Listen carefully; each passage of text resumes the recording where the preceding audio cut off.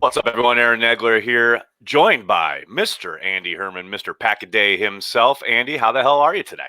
I'm doing great. 3-0 victory Monday. Ever since we started doing these, the Packers have yet to lose. So I think that's the obvious correlation that we need to be looking at here. It's not about this Packers offense on a historical tear. It's not about the defense doing just enough to get by. It's clearly these chats we have Monday after a game. So what was your takeaway? It's so funny because we obviously watch these games differently. I'm in the studio yelling my head off. I assume you're at home. I would think. I know, yep. people digest things differently as far as when they're watching live. What was your take watching it in the moment, and what did you think today when you went back and looked at it again?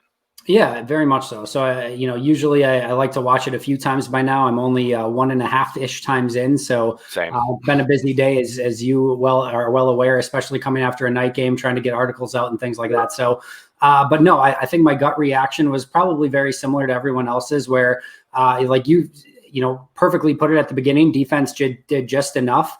Give them credit. In all three games, they came up with literally probably the biggest play of the game in all three games, whether it be the safety, the pick six, and now there's Zadarius Smith. Each of those were the play that kind of changed the ebb and flow of the game. So you have to give them credit where credit's due there. But there's this kind of just a feeling in the back of your head that just says something's not quite right. Now, part of that is certainly Kenny Clark, not being out there. A part of it is you can tell they're still trying some different things, but you'd still like to see. You'd like to see the defense, hang their hat on something. Is it that they're going to shut down the opposing player? Because everyone knew Alvin Kamara was the guy in that game. He amounts for half of their yardage. Now, Alvin Kamara is freaking awesome, so I get it. But, he amounts for 200 of their 400 yards. You'd like to see that be limited. You'd like to see a little bit more pressure. You'd like to see something. Stop the run, stop the pass. What is it that they're doing well? But doing just enough in offense, what more can you say than what they've done on offense through the course of the last few weeks? We'll get to the offense. Let's keep picking this nit, because when you talk about the defense, it is, like you said, they have made game-changing plays, and you see the talent is there. Do you think it's an approach thing? Do you think it's how Pettine's calling games? Do you think it's a game plan thing? Or do you think they're just kind of outgunned because, like we've talked about before and has been talked about pretty much all offseason, they did precious little to augment or change the personnel they had on hand from last season to this season? Well, it depends on what philosophy you want to look at, right? So there's the philosophy that says, get me a high-end pass rusher, some shutdown corners. Jair Alexander's playing at an incredibly high level, and I'm good to go. There's another philosophy that says, build me the center of the defense first. Give me the defensive tackle, the linebackers, the safeties. And I think you can make a strong argument the middle of that defense right now isn't playing very great. Again, a part of that is Kenny Clark being out, but you look at the Tyler Lancasters, the Dean Lowrys, there's not a lot of impactful plays coming from that position. Kirksey goes out. He'd been up and down through 2 weeks. I think a lot of that is working the rust off of basically not playing very much football over the course of the last couple of years. Definitely. Ty Summers comes in. Chris Barnes is an undrafted guy. And then I think even Adrian Amos and Darnell Savage, I don't think have exactly played their best football through the course of the last few weeks. So I think the middle of that defense is struggling. I think they still have talent at the edge and at the corner position. And I think that's a big reason that they're able to contain some of these teams when they've been getting in these shootouts and late in games and getting some of these turnovers. But I do think it's a little bit of both. I think talent needs to be better up the middle. It hasn't been. And I do think that Mike Pettin needs to figure out, again, what is he hanging his hat on? Is it bend but don't break? That's okay, but then you can't break. Is it that you're trying to, is it that you're not giving up big plays? Well, they're giving up big plays. They're letting the stars succeed. What is it that's your thing? And they haven't figured that out yet. One thing that I noticed, and it's funny, I think we talked about how the Packers are 3-0 since we've been doing this, but we also both kind of gave props and a shout out to Will Redmond this week, and he probably had his worst game of the year. So maybe we should just shut up about dudes. I don't know. But it's funny because LaFleur was asked about his usage just a little while ago. We got off the LaFleur call, and he was talking about how they're looking at matchups and is Raven Green just not ready? No, he seems to be good to go, blah, blah, blah. I can't imagine in what world are we living in where they actually prefer Redmond out there over Raven Green. That to me, and like I said, you and I, we both gave him props this past week because I think he was off to a pretty strong start. I don't think teams had really put him in a position where he was going to get exposed. That certainly happened a few times last night. So to me, I mean, unless there's some, I don't know, some unknown kind of thing going on with Raven, I don't understand why you have Will Redmond out there over him. Yeah, the one thing I will say is, as you mentioned, both you and I thought that he played, well. And we're not, it's not like he was a star of the game or anything like that. He played well through the course of the first couple of weeks, and I'm really excited to go back and look at this defensive tape. I don't know if I'm excited to look at it, but I'm intrigued to look at the defensive tape. Before I'll let you finish that off, but like just real quickly, because I know we'll get comments or whatever. The defense did produce a couple of really important 3-and-outs as well. Yeah. That was the other thing. Like they had the game-changing play with Za'Darius, and it's not like they didn't rise up on occasion, right? And it's like they certainly had a number of impressive moments, times when they did limit them to 3-and-out. After LaFleur goes for it on 4th and 1, they shut them down. It's like, so it's not like it's not there. But the problem for me is like it feels so Capers-esque. It's just scary. But anyway, sorry, you were finishing on Will Redmond. You're all good, 1,000,000%. So, the one thing I was going to say is, at first glance, it looked like Will's struggles were in tackling last night. And I think that's one thing that, as a special teams player, he's never had issues with tackling. It was Alvin Kamara in space. We'll see if that continues to be a trend. Outside of that, again, I liked what he did through 2 weeks. I didn't have any major egregious errors on him. I'm interested to see if that was something where it was just tackling and that's normally not his weakness, or if he broke down in other areas. And maybe you saw something that I didn't. No, I mean, nothing coverage-wise, which is always going to be your concern with Redmond. But certainly you saw him flailing at ball carriers' legs. And most often that ball carrier was Alvin Kamara. And he's going to make people look silly. So there's no doubt about that. All right, let's talk about the offense, because we don't want to just be all about picking on the defense. Something that I tried to ask LaFleur about, and he, gave it the old 1-2 punt generalization answer.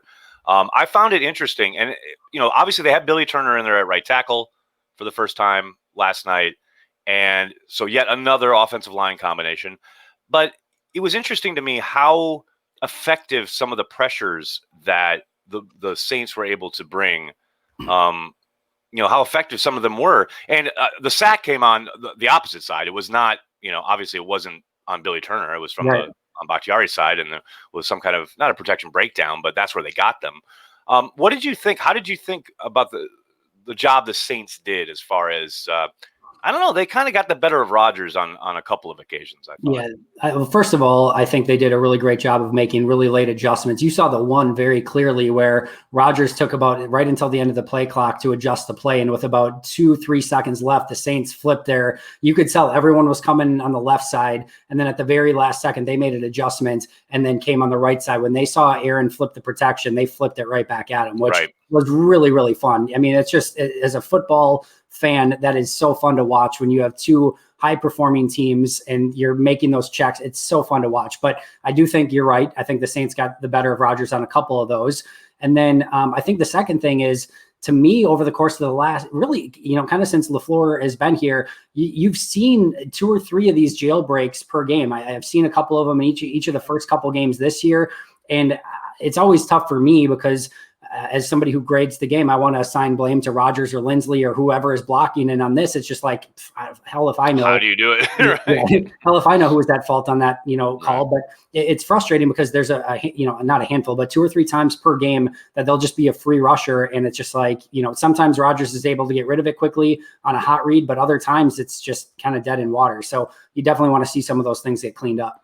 Yeah, there was one really impressive rep from the Saints where Rodgers, it was the second half, Rodgers was all set to throw hot to Lazard, and I think they highlighted it on the broadcast. They did, yeah. Jenkins came down and he had to throw basically a check down to Sternberger and punt. But yeah, I thought they had a really good plan for it. But this offense, I think, really showed how much trouble the rest of the league is going to have keeping them in check because of, look, this was a defense that had a really good plan and pretty much not shut it down, but did a good job against the running game. They did. The Packers never really got going on the ground, and yet they still scored 37 points. This team, without Devontae Adams. Without Devontae, yeah. Are you crazy? Like, what? Now, again, I'm not going to sit here and tell you it's going to be like that every week, but I'm starting to think 30 points is the expectation, if not the standard at this point. No, seriously. And I think you bring up a phenomenal point there where, again, we saw week one, well, all right, we're going to shut down one, we'll go to the other. We'll go to Devontae and the receivers week one. We'll flip it in week two. If you're going to stop Devontae, we'll go Aaron Jones. Well, what happens if they stop Aaron Jones and you don't have Devontae, or Devontae gets shut down? If, let's say some team's able to do that. Doesn't seem to matter because this is a good Saints defense. They were missing a couple guys as well, but still, Sure. You've got your DeMario Davises, your Cam Jordans, your Lattimores, like Malcolm Jenkins. That was a good performance by that defense. And Green Bay did not slow down, punted one time. I mentioned on Twitter, the Packers have had 1 3-and-out through 3 games. And that was in Detroit, or against Detroit, in garbage time when it was 42-21, where they were just handing off the ball to basically, run things out. So 1 3-and-out. The only thing, in my opinion, that has really stopped the Packers at this point has usually been themselves. It's usually been a drop, something 100%. That goes awry, that nobody's legitimately stopped them. So maybe 1 or 2 drives here or there, but like nobody's legitimately stopped them. It's usually been an error on their own. Well, it's funny. It's funny you mentioned that because it's so interesting to go and look at last year and look at the comparables as far as last year. They were so good on opening drives and then would go along and stub their toe as the game went on. Yep. This year it's the exact opposite. They're moving the ball early, but they're not punching it in for touchdowns. And then they get going and then they're unstoppable. So it's kind of a flip from what we saw last year. It's the other big thing, and I thought of it because of what you just said as far as killing themselves or hurting themselves. One area where they're not doing that the way they did last year is getting way behind the sticks, especially early. Yeah. You've seen them in a lot of 3rd and 4th and shorts, but you haven't seen, because last year you remember they had so many 2nd and 12s, 3rd and 15s, 3rd and 18s, what have you, and those of course are still there on occasion, but they were living in those down and distances last season, and those have been not eliminated, but pretty rare in 2020. Yeah, if the defense can start limiting just a few of those big plays, this has been a team that doesn't shoot itself in the foot, period. I mean, they're not allowing sacks. They're not allowing tackles for loss. They're certainly not turning the ball over. They haven't yet. They're not putting, they're not having the, shank out of bounds by J.K. Scott. Mason Crosby's been automatic. Like you're going to have to beat the Packers because they, again, outside of a couple plays here and there, and again, there's been some drops, there's been some things like that. But like, if we're talking like egregious game turning moments, Green Bay's just not going to give those to you. And that's something that they carried over from last year. They were good for the most part outside of what you were just mentioning of getting in some of those 3rd and long situations and taking the sacks. For the most part, they were really good at not shooting themselves in the foot, but they didn't have the explosiveness or consistency on offense. Now they've got that, and that's to me what makes them so ridiculously dangerous. So you do bring up, what was your phrase? Egregious potential game-changing plays. There was one for me last night, and that was the 4th down call on 4th and 1 on your own side of the field when you're giving it to Aaron Jones. And LaFleur indicated there were, quote, a number of mistakes. I have no idea what he's referring to. I can't wait to see the end zone tape because I assume that will show us blocking-wise what may have happened there. But man, I hated that call. And I rarely am the hate the play call guy in general. I will nitpick a call here and there. Anybody who's watched this channel for any length of time knows that. But mostly I try and let guys, okay, that's the call, whatever. God, I hate that call. I mean, Aaron Jones, and that's why I asked Matt about it after the game, like the use of the backs. And you've seen Jamal Williams take Lattimore for a ride earlier in the game. You've seen Jamal Williams power through for some really tough yards in that game. And that's not to take anything away from Aaron Jones. But the fact that we didn't see A.J. Dillon at all last night, I don't know. It's just the back usage last night was a little mystifying to me. What did you think? On that play specifically, and maybe this is just a weird thing for me, but if I remember correctly, there was like was it a measurement or like a timeout or something right before the play had taken place? And it just there was Rodgers wanted the play. The play clock was not reset right, because they brought a kicking ball in because they thought the Packers were going to punt, and then they had to switch it out again. So then they reset the play clock to 17 seconds, I think. And it just seemed like everything was out of rhythm and then off their sync, right? That's fair. But to the point, though, to your point, I feel like in those situations, like a halfback run up the middle is like the worst thing. I just The feel like worst call in the world. defense is like geared up. Like if you're catching them off guard, or maybe like you're rushing up to the line of scrimmage Right. and something like that. But it just felt like the Saints were just kind of sitting there waiting, like just for that ball to snap to explode off the ball. It just felt like out of rhythm. If there was ever a time for a play action fake or a misdirection or something, it felt like that was the time. So can I get behind an Aaron Jones call on 4th and 1 and a run up the middle at certain times? Maybe, yes, I could, but it didn't feel right at that moment. Yeah, I very much agree with that. It's funny because like I get all indignant and I'm talking about coach the team you have, because like that's a call to me that sounds like, okay, I have a bunch of road graders up front and I have Derrick Henry in the backfield. You know what I mean? Right. Rather than a bunch of really athletic zone blocking guys and Aaron Jones, who's great at getting in the wash and making himself little, you know what I mean? So I don't know. But to me, that was a potentially humongous moment in the game. It was a humongous moment in the game. And then lo and behold, the defense steps up. So, it's situational football, rise and fall, and support yourself. That's what we do here at Cheesehead TV as well. Pack a Day podcast, what's coming up this week? What you guys doing anything fun, different, or is it just the usual day by day by day dissection of all things green and gold? The latter, but it's 365 days of fun and exciting party time. So just to be fair, the team does such an incredible job. Alex and I covered today's post game breakdown, but the entire team, 365. I don't, some of the stuff during the pandemic when there was nothing to talk about that they came up with, don't I know it? It was amazing. So go check it out. Those guys are beyond amazing. Well, and aren't you're doing your own YouTube now, right? I am. Thanks for shouting that out. So yeah, also doing that 365, so you can check that out on YouTube as well. I am not the YouTube aficionado that you and Cheesehead TV are, so I'm still working on that. I still have to figure out something besides just a white wall. You'll get there. It's all right. No off season. You had no off season. It was all Zoom calls, so you'll get there. Yeah, after this first couple games, like you'll work into it. I feel confident. What I told people on the podcast, I am insanely lazy by nature. So if I didn't decide that day that I was going to start doing YouTube videos, I just never would have done it. I would have put it off forever. So I'm like, all right, I'm starting it today, and then I'll figure out all the rest of the crap later, and we'll go. So it'll continue to upgrade. But I made the decision at about 3 p.m. on a Saturday, and my first episode was like 8 a.m. the next morning. So there you go. See, but you may procrastinate, but once you decide, you are a man of action. So that's what I like to. That's what I like to hear. All right, Andy Herman joining me here on Cheesehead TV, talking football. Andy, thanks so much, buddy. Thanks, Aaron. Have a good one.